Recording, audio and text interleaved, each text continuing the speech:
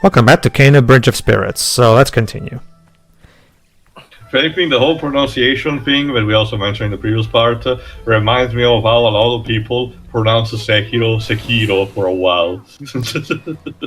Oh. Yeah, for some reason, a lot of people pronounce this as Kina, even though it is Kenna. See Cairo. Okay, so we need to grow. So we need to grow a forest here. Basically, one of the common puzzles that you're going to see all the time throughout this game is, of course, getting the forest here into the plant so that it can grow into a flower so that you can use it. Do you want to build a tree? Well, not a tree, more like a flower too. Do you want to be a tree? Oh, wait, do you want to beat a tree, man? Sure, that works. Sure, that works. I know it's really hard to beat, I see. Question, actually. What country did the other developers from that made this game again? American. Oh, I thought someone said France for some reason. No. Well, keep in mind, Leaves, what I mentioned in the previous part is that they did receive external help from some undisclosed other teams, so there might be a different kind of nationality inside the team itself. It's still a small team. At this point we know 15 people, so it's not much to say, but it could be possible that it's not all Americans. Twix, yes. I think you're thinking of another movie maker who tries to make video games. Oh god. Yes. You mean Joseph Ferris, of course. No, absolutely. There's no one else I could possibly. Oh, sure. You mean the people that Kojima? made Life is Strange, of course. No, it's the thing. See, here's the thing. See. Okay, I guess it's okay. Actually, no, I haven't checked if the owners of Don't Nod were also film school graduates or not. Well, that's the thing, Shiro. Remember, it happens. It's an older thing than even you might think, because Yoshinori Kitase first started working in Final Fantasy with, was it entry 4 or 5.2? I think it was 4. But 4. Well, he joined. I just wanted to take a jab at a douchebag. Sure. He started working in Final Fantasy in 1991, and he was a film school graduate too. So this is actually a thing that's been going on for a long time, even before. For the main series, to be fair, though, I think what Shuri meant is like someone who clearly did want to do movies, even when they got into the video game also, industry. when Dweebs asked about them being French specifically. Sure. Okay. I just wanted to make sure. Okay. Also, it does it for the mainline series. Started with FF5. There you go. But it officially became properly at SquareSoft back with the first couple of first couple of titles for the Saga series. The first one, which outside of Japan is called Final Fantasy Adventure. And the first romancing Saga game. That's pretty cool. How ironic is it that for as much as people do have, and rightfully do have problems with Kitase, for all his problems throughout the series, he was not the one responsible for the big black hole that nearly sunk it, Spirits Within. Around the time Spirits Within was made, let me see, was responsible for doing mostly being a producers and some minor things for Final Fantasy X. I mean, Spirits Within was not his baby. No, from what that I've was been able Sakaguchi. to see, and again, let's not forget, Spirits Within nearly killed Square for several reasons. Square seem to have this interesting pattern where every few years they'll have this one big project that they're absolutely sure is going to be the best thing ever, so of course they pretty much devote all resources they have to it. And then it ends up being a big failure, they're in trouble of closing, but then their next project miraculously saves them. Lather, rinse, repeat. Tio, I've got a question actually. Since I mentioned France. Other than galactic football, where's the idea come from that France makes really dark kids shows? Wakfu. Oh, okay. I haven't seen Wakfu. It's on Netflix. It's okay. What I'm about to say is a very crude approximation.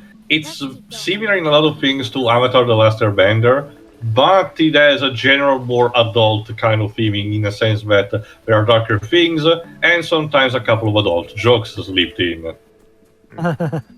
I mean, there were a few adult jokes slipped into Avatar, but I think I do get what you mean about it probably being in general, more you have to raunchy. remember also this extends is a part predicated over culture ever since well, I dare say the end of World War II.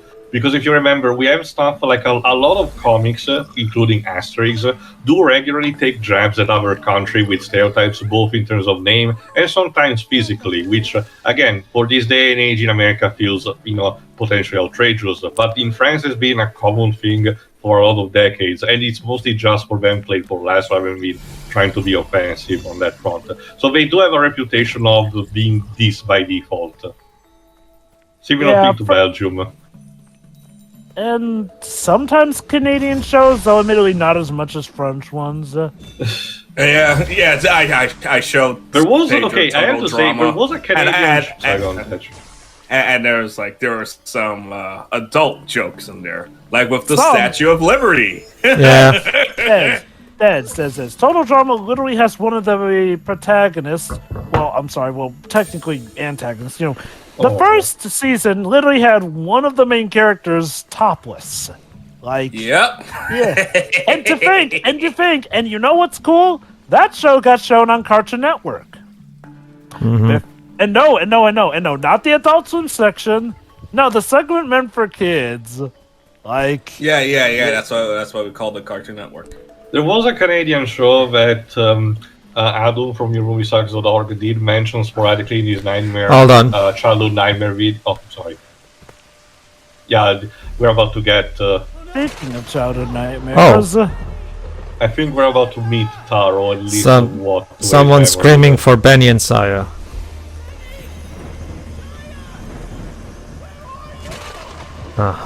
Dude, could you stop making it rain and let us help you? Yeah, please stop being Little Wayne for a moment. No? Okay. I'm guessing the younger kids don't get that one day. No, I get the reference. I get the reference. I just don't like acknowledging him. Anyway, okay, I guess let's use the mask and check this out. Van Kina screams on top of her lungs. No. Sure would suck if the ghost could possess her through that mask. Sure would suck if she transformed into something else. Whoa. I must become a furry to communicate with the afterlife. Okay, yes. so we just got some. Get all that, Kina. Good. So you got some brief foreshadowing. Hey, bro, there. it's like the Falsi is telling the mission. Don't worry, Teo. We're actually gonna get more hints that actually make more sense. Fortunately. I know. Mm-hmm. I did saw the thing that you did stream. I think it was up to the end of this that he streamed for us. No, for you, for you specifically, Shiroi. Okay, who's dancing on the block of wood? I don't know. I don't know what you're talking about. There's a little bit that went. It's an instrument. I forgot the name specifically. The score uses a lot of traditional instruments, Dubs. Well, moving on then. Time to find. We still need to purge a bit. Like Kana said, we need to find free tokens of Taro to be able to summon his spirit into this place. So let's search. Well, if he died around here, then that should be simple enough to find. Okay, so while we search for all free for all of the free mementos, we can also find optional mementos as well that will give you extra bits of foreshadowing for what happened to Taro. So I wonder if dealing with Taro will also tie into dealing with the first boss of the game, with that spirit we ran into earlier. It's kind of a thing that just the minor spirits you get to have their own kind of story, but overall you're working to take him down ultimately. Yes. So is he like the one big spirit overall we're dealing with throughout this game? Basically, that first spirit that we first met. That he's the final boss. Okay. Technically, it is all connected, just not as clearly as you might think. But like the idea is that we have to we have to free all of these all of these spirits from the village who can't move on, and that guy from the beginning, he's particularly important for reasons that we'll see eventually. Kina eventually found some grapes, but found out she could not reach them. We cannot we cannot reach them. We cannot do anything with them because I don't have my bow yet. For now, let's just move. Let's just move on. Well, it's okay, Kina. They were probably not good anyway. All right. So basically, the kids just told us, yeah, we have to find Ruzu. Who's Ruzu? Basically, we're gonna meet him in a minute. We'll see who he is. But according to them, he's a warrior that might be able to help us and point us in the right direction. So See that mountain in the background? You can climb it. well, actually, yes. I asked that question earlier, Tio, because for my memory, the only other French animated show I've seen is Totally Spies, and we can hardly call that dark. Isn't that Canadian? Wait, you haven't seen Cold Lyoko? It's French Canadian. Okay. And to answer Deji's question, no. There was that Cold Lyoko's show, a one great show in particular, I forgot what it was called in terms of title. It was about, it was kind of a mix between Carmen Sandiego and Roswell Conspiracies about this girl who had to solve these, supernatural mysteries. Hold on. Well, actually, no, it's just a rot too. No, I thought you were actually going to dress up a big another rot with the bow that you found before. For a second, I thought you were going to say Martin Mystery, but then you said girl. No, Martin Mystery. No, that's a totally different thing altogether. Yeah, I know that the comic is drastically different from the show. I'm like, oh. Yeah. Because that Oban Star Racers show's French, and that's getting a Kickstarter to get a Blu-ray release. All right, moving on.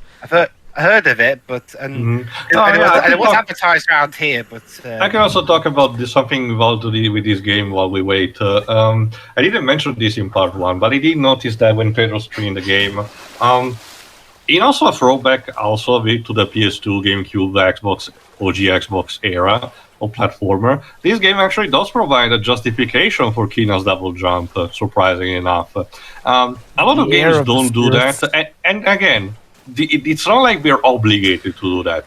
So it's just, if you think your platforming, is good enough to just a double jump, go for it. I especially disbelief can allow myself to, believe that this character can break the laws of physics, even if it doesn't appear to. Oh, that was a monkey. But games like this, or like say Devil May Cry, that have a bigger excuse. Oh no! That may not be a kind monkey. Let that monkey return home, please. Yeah. But yeah, again, I kind of like this idea that some platformers love to have the character like create an extra platform to justify the double jump. It's a nice touch that I always appreciate. I can live without it, but I appreciate it. Also, Tia, was the show you're talking about Miraculous Ladybug by any chance? Nope. No, it's a 2D animated. Like I was mentioning before, and Adam from Your Movie Sucks did talk about it in his childhood trauma kind of video. It did interest me, but I never actually checked it out on my own. It's this girl who has this, panther-like sidekick, I think. And she poses as a professor at a university, I think. Again, I'll check in the meantime. Don't worry about that. I did see a few episodes of that. All right, so again, those enemies that have shields, you have to either attack them from behind, or you can also use the rot to tip on his defenses. So, like so. There you go. Keep in mind when you. Oh yeah, I don't think I've explained this actually. Notice that little ring above your life bar in the HUD. That's the rot's energy, meaning you can every time you execute one of the actions of the rot, you consume one of those yellow spheres. So eventually, when you level up, you get to unlock more spheres for your HUD. So eventually, you'll be able to do more than just one at a time. But yeah, every time you do one rod action, that particular rod has to have a cooldown period before you can use another rod action. So you can't abuse it. That being said, too, the enemies drop yellow orbs that fill it faster. So it's again, play well the game and you will be rewarded. Basically, yeah. All right. In the meantime, this is another thing. In order to get more skill points, you can also help put in the statues where they're supposed to be. There you go. And there you go. It's an owl statue, actually. There we go. And I think like that's everything here, so let's move on. I think. Yeah, there we go. Oh yeah, here's another one actually. And this, oh, it's actually a rock. There you go. Yeah, rot are hidden all over the course of the world of the game. So the game does encourage so if you want to get all the rot, you need to go out and explore and check every nook and cranny, basically. I will say this game. There's another one of Taro's memories. All right, let's see where it leads.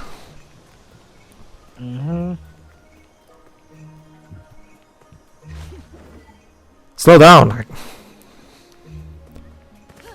Anyway, going off of that counter, I think I realized now the perfect way to modernize Legend of Mana, actually, Tio. It would be to do something similar to what the 7 remake and well this game does. Give a list.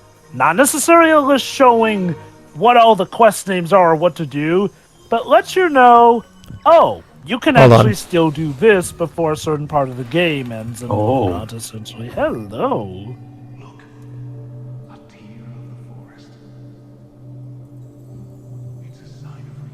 I heard Tears from the Forest could actually heal wounds going up a Fern Gully, so this should be good. That leads to a new beginning. Okay. All right, so that's the game's way. So that's the game's way of showcasing. That's the one memory of Taro that the game points you to. The other 3 can only be up. I think I'm about to.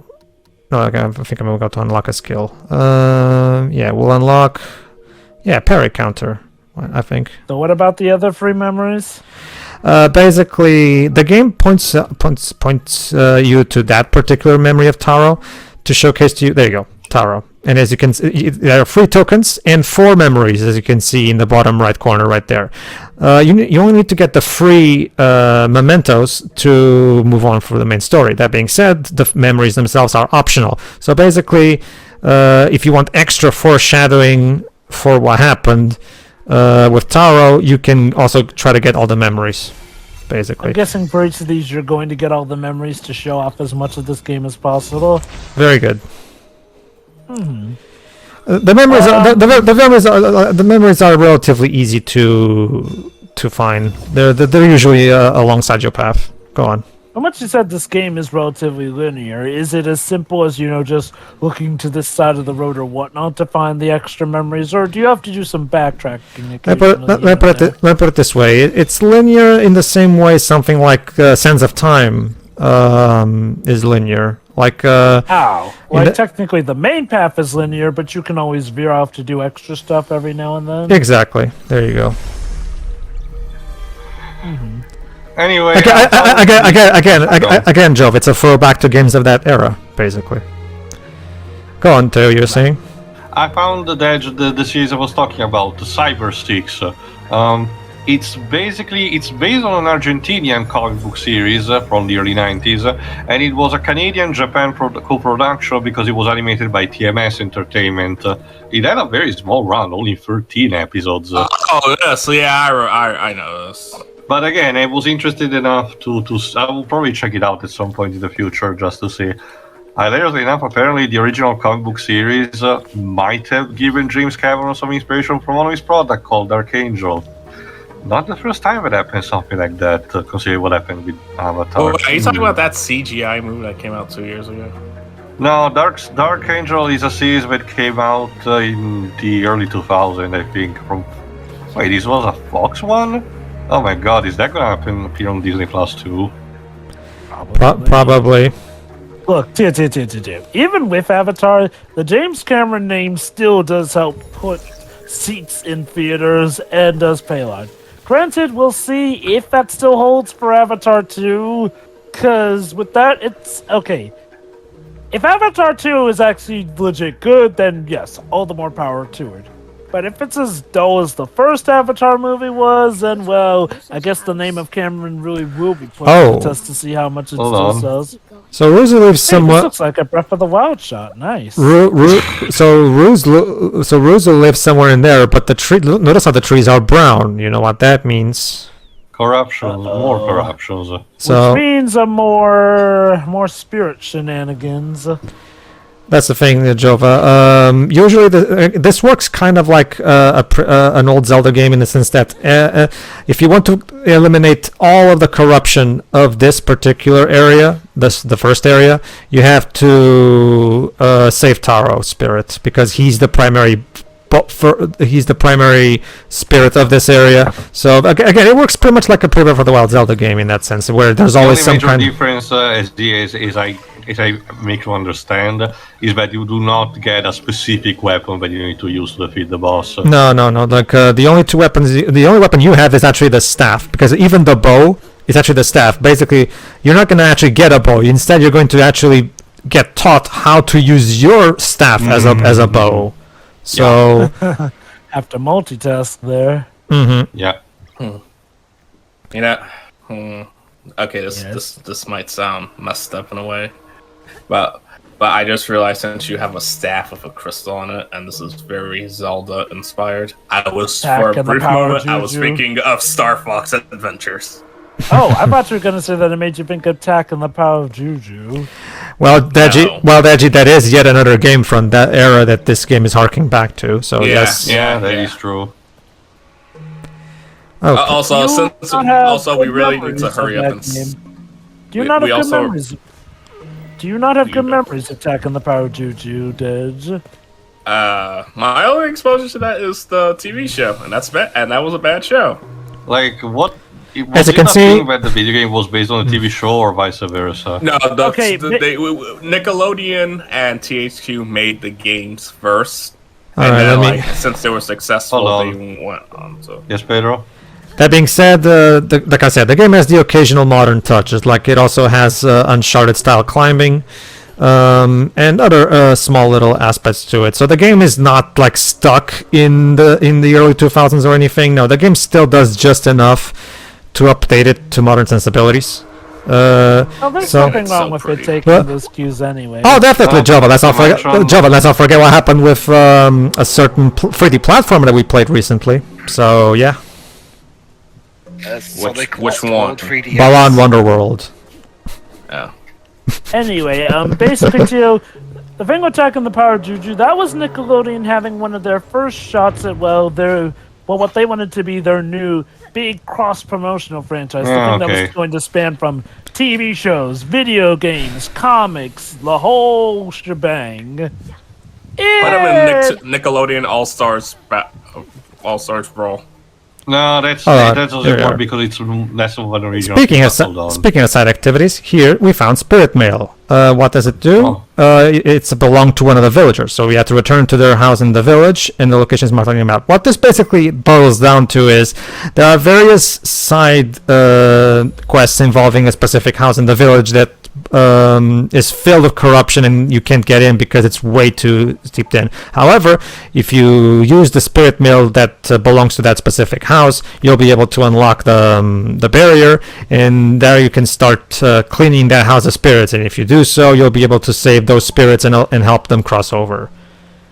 Also, if anything, I wouldn't have minded if the game used the type of climbing that was used in the PS2 era, considering it was more technically slightly more free movement rather than being on those specific type of ledges that usually gets painted over for extra recognizability. Again, it did work fine with stuff like God of War and even Shadow of the Colossus for what it needs to do. Again, you don't have to need to have the stamina bar in that case. But I wouldn't have minded if the climbing felt a bit more free at least. Well, Teo, these developers aren't exactly experienced, or probably and making making I full-blown know that. I'm not chastising the game for it, Pedro. Don't worry. I'm just saying that I wouldn't mind that. And remember, the PS2 era did add, mostly that for those particular platformers. There was that platformer that Nitro had reviewed, also starring a character pretty similar to Kena, that had the climbing section that were a bit more free, but did suffer because of poorly implemented control. Both the controls. Is it Ryan? Sorry? What? Is that Ryan? I don't know. Could be. I forgot. I will have to check in the meantime on my own. But it was mostly just a problem with the fact that the hit detection was wonky. So I can also get the idea it might not be the easiest thing to implement. Like Pedro said, these developers probably had the luxury to experiment. So what dictates whether or not the rot show up in their more cute form, or they look in the more heartless form? Like no. The heartless form is when they consume a forestier, Jova. That little blue ball thing that you saw. In the meantime, there's also optional cursed chests. Basically, some chests are cursed, meaning you have to do some kind of task, like defeat X number of enemies, or defeat all the enemies under the time limit, something along those lines, basically. If you want the treasure, there you go. Yeah, this skill that I unlocked in the skill tree is basically using the staff as a hammer, and the game even does the little bullet time thing, and it's the best attack in the game, actually. So I do recommend you unlock it as one of your first purchases in the skill tree, because it's there you go. Because it's definitely the best attack in the game. Yeah, basically. Okay. Sorry, Teo, we don't want Nintendo to sue us. Square Enix managed to do that. Yeah, a lot of No, but that's the thing, Teo. The jingle in Nier is not the same jingle. It's like it's a mock version of that jingle, yeah. But Speaking of Nier, we have to hurry up and save Taro so we can save this Final Fantasy 14 server. Well, let's say that it took us at least a decent amount of time before we actually went through that joke. So fair enough. I was waiting for a while. All right, and now, okay, so yeah, clearly the Ruzu probably needs some help. Just looking at it at the forest alone. Okay, let's see what else is. Oh, something here. So Pedro, Yes. how would you say this game is in terms of backtracking? Like, say you want to go back, but you don't want it to feel like it's taking too long or out of the way. The game has fast travel. Oh, But every save checkpoint is a fast travel point as well, so don't worry about that. okay then.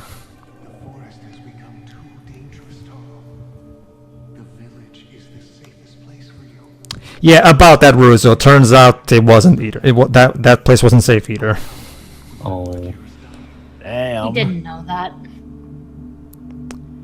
Again, like I said, it's always a good idea to get these memories, even if they're optional, because it gives you extra foreshadowing.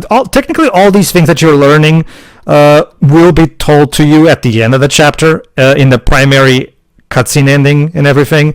But it helps give that extra bit of teasing for it. It gives you that little bit of extra foreshadowing, so it piques your interest further. So when Look at that, Pedro. It's exactly what we were asking for during Balan Wonderworld. Basically, yeah. Well, that's a thing. Yeah, okay, Deja. There's no actual book we couldn't put the story in, Joe, so we have to put it in the actual game. Go on. When I mentioned that game that I was referencing before, you did suggest a name. What was it? What? Ryan? Okay, no, it's not that. It's called the Kia Dark Lineage. Okay. Oh, there you go, Joe. Known for the PS2, just for the PS2 by a game that I think has been dissolved, right? A company that's been dissolved called Eden Games. There you go, Jova. I think. Hold on. Yes. There you go. See, that's the forestier is what gives them that form that you just saw. There you go.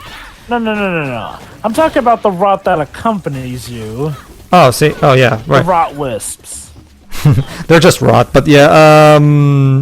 Because I noticed that sometimes they show up in, like, well, kind of like a tiny heartless look-like form where they just have those yellow beady eyes. But then in other ones, they appear like tiny little Pixar creatures. Oh, that was the underwater camera moment. I'm not entirely sure. I'm not entirely sure what you're talking about specifically. If you, like, the only forms I know from the are the ones that they have right now, or the one the Force tier gives them. I'm not entirely sure what you're talking about. Again, sometimes they actually have pupils and everything, but other times they look more darker, like, they're more miniature versions with only yellow dots for eyes. Maybe you just caught them in between frames. I don't know, maybe. No. It's like, okay, when they were pulling the rope, they appeared in a more demonic-looking form with just yellow eyes pulling it. But now, they appear more cuter and whatnot, so... I guess. I'm wondering what does that. I don't know. I didn't. To be honest, I didn't even notice any of that. To be honest with you. That's been a thing throughout the game where occasionally they show up as. Sure. Maybe it's an animation to represent the fact that they are not struggling, but they're actually employing force in order to pull the task. Maybe. Possibly. I don't know. Maybe. The primary idea with the rod, again, like they work basically like Pikmin. So.